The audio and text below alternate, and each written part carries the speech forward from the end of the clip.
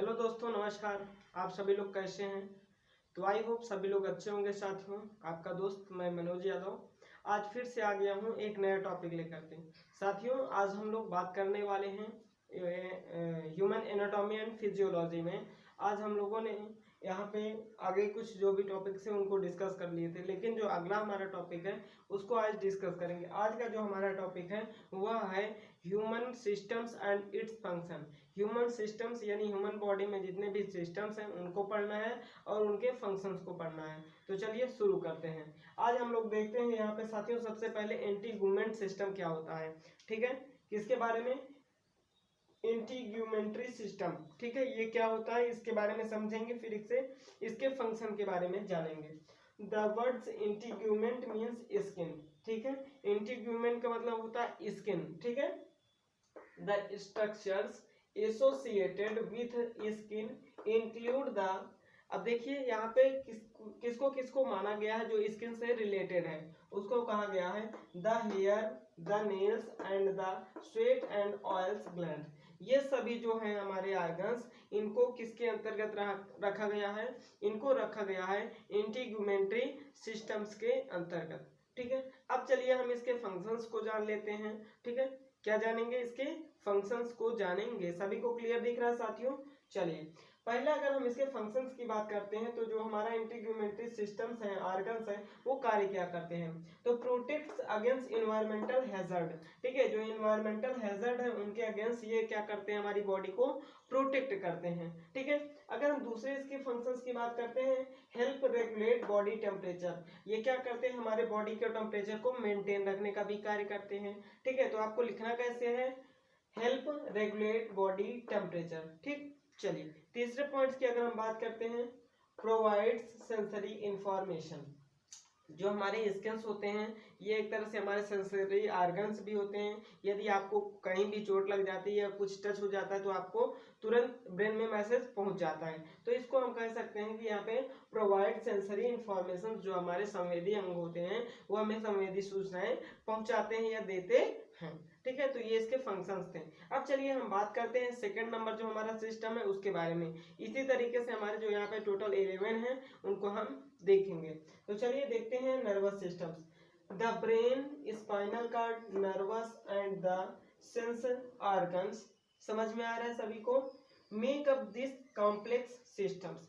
ये सभी मिलाकर के क्या करते हैं? एक कॉम्प्लेक्स सिस्टम्स का फॉर्मेशन करते हैं, निर्माण करते हैं। क्या क्या मिलकर के बनता है नर्वस सिस्टम? आइए देखते हैं। नर्वस सिस्टम्स जो होता है वो क्या क्या मिलकर के बनता है? तो brain, spinal cord, nerves and the sense organs मिल करके क्या बनाते हैं? नर्वस सिस्टम्स बनाते हैं। ठीक है, make up this complex systems by which the body is the controlled and coordinates. जो बॉडी को कंट्रोल करते हैं और बॉडी को कोऑर्डिनेट करते हैं, उसको कैसे चलाना है, बॉडी को कैसे रखना है, मेंटेन रखना है, वो सब इनका कार्य होता है।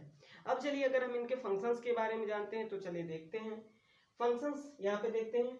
Direct immediately response stimuli. यदि हम किसी चीज को छूते हैं, टच करते हैं तो वो तुरंत क्या हो जाता है? मुरझा जाता है, स्टिमुलाई हो जाता है। ठीक है, जैसे आप कभी देखे होंगे सुई मुई का प्लांट। ठीक है, उसको जैसे कोई भी कीड़ा या कोई भी व्यक्ति या कोई भी जीव जंतु उसको टच करता है वो तुरंत मुरझा जाता है। तो ये तुरंत क्या कर देते हैं? डायरेक्ट इमीडिएटली तुरंत रिएक्शन दे देते हैं, शो कर देते हैं। ठीक, चलिए अब यहाँ पे दूसरा अगर हम फंक्शंस की बात करते हैं तो coordinate are the moderate activity of the organ systems other systems. ये क्या करते हैं? कोऑर्डिनेट करते हैं या मॉडरेट करते हैं, उसको चेंज करते हैं activity of the other organs, और उसके जो हमारे दूसरे ऑर्गन्स उनकी भी एक्टिविटी को ये क्या कर देते हैं? चेंज कर देते हैं।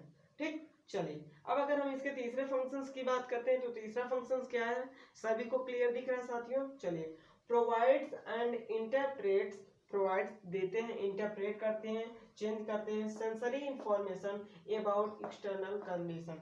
जो भी हमारी एक्सटर्नल कंडीशन होती है उसके अनुसार हमें क्या करते हैं? उसके अनुसार हमें सूचनाएं भेजते हैं। ठीक है, और इंटरप्रेट करके उसको कन्वर्ट करके हमारे ब्रेन तक पहुंचाने का कार्य करते हैं। तो इसको आप नोट कर लीजिए, एक स्क्रीनशॉट इसका ले लीजिए। चलिए हम आगे बढ़ते हैं फिर। तो यहाँ पे अब हम देखने वाले हैं द स्केलेटन सिस्टम्स के बारे में, ठीक है। किसके बारे में? द स्केलेटन सिस्टम्स के बारे में, ठीक। चलिए देखते हैं इसको। यहाँ पे ध्यान से देखिएगा, स्केलेटन सिस्टम होता क्या है? स्केलेटन सिस्टम को हिंदी में कहते हैं कंकाल तंत्र, ठीक है। इसको समझिएगा।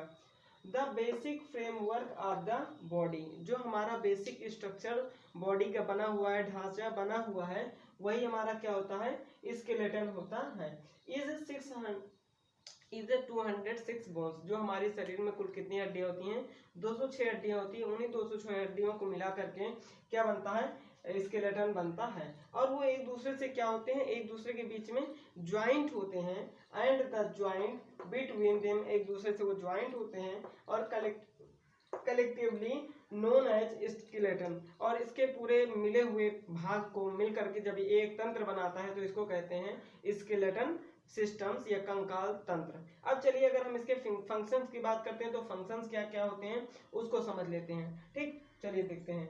Provides protections and support for the other tissues, ये क्या करते हैं? प्रोवाइड करते हैं, प्रोटेक्शन देते हैं, ठीक है। सपोर्ट करते हैं दूसरे टिश्यू को स्टैंड रहने के लिए, ठीक है। अगर दूसरे पॉइंट्स की इसकी बात करते हैं तो store calcium and other minerals, जो बोन्स होती हैं इनमें कैल्शियम क्या होता है? प्रेजेंट होता है, ये कैल्शियम को स्टोर करते हैं, ठीक।